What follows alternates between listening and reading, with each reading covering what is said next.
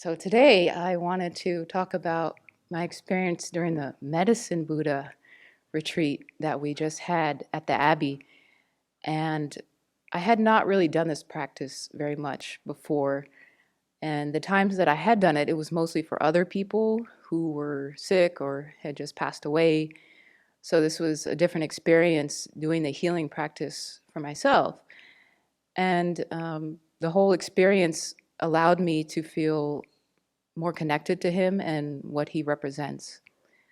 So his color I found very soothing, very healing, and his energy also I felt very supported and very safe. And I could see how powerful color can be and during our visualizations, and I hadn't really experienced that so much with the other deities that I've practiced with. And we also imagined red and yellow Buddhas, various shades of red and yellow, pink Buddhas, orange Buddhas. And that was a really nice compliment to the blue color. Um, yeah, I just really loved it.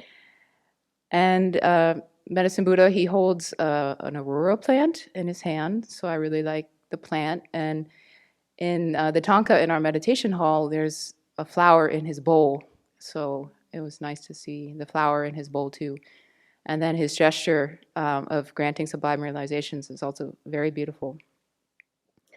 So in the medicine Buddha practice, like other purification practices, we imagine that light is flowing down from the Buddha into us, and it's purifying us of all physical and mental diseases.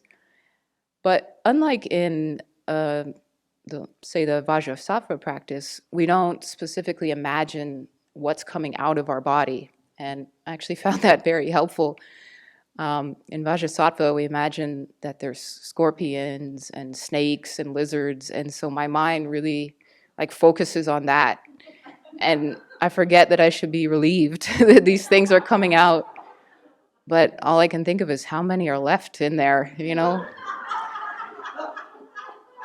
But with Medicine Buddha, it was just, very clean and clear. And then at the end, we imagine that our body is in the nature of light, clean and clear like crystal. So that was a very beautiful thing to rest the mind in.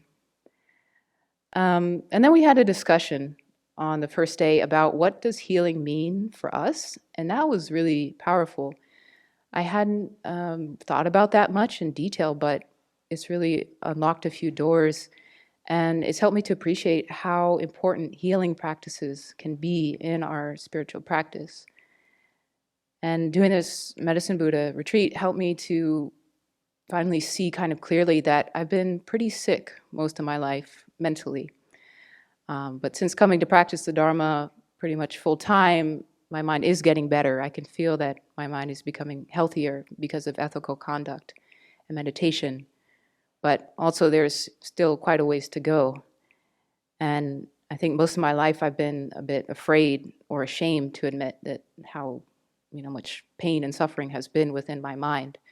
There wasn't that safe space or that supportive presence that would allow me to openly admit that, which the Medicine Buddha, I think, provides for me. So I've definitely seen a lot of changes in my mind due to purification practices.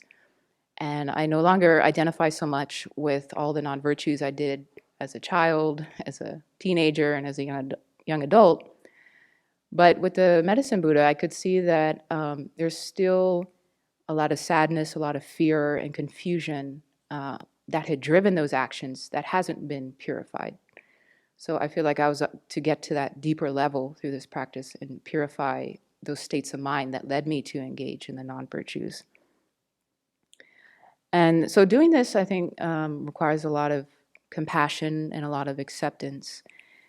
And often I still can't help but bring this sort of judgmental tone to my purification practices, where it's like very clear categories of good and bad, right and wrong. And so I did the bad things.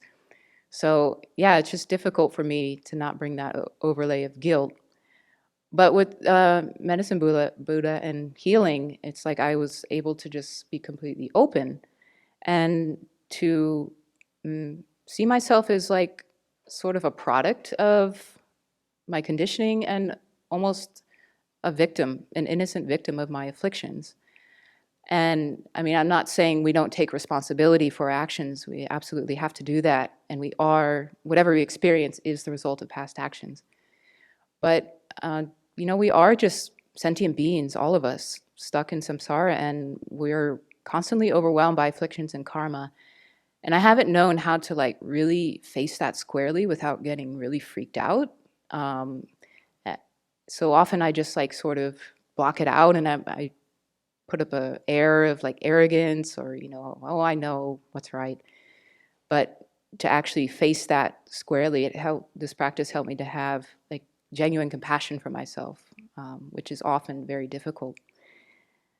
So I want to keep this practice part of my purification routine. I think it's a really helpful addition. Um, and again, yeah, I definitely am not just going to do healing, because we do need to like take responsibility for our past actions.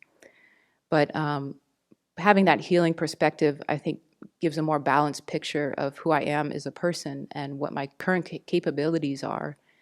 And again, to remind me that I am just a sentient being and samsara, and it's okay. Medicine Buddha is there to help me. So yeah, this practice has been really nice, and it's reminded me how compassion is not only the goal of our practice, but it's actually the practice itself.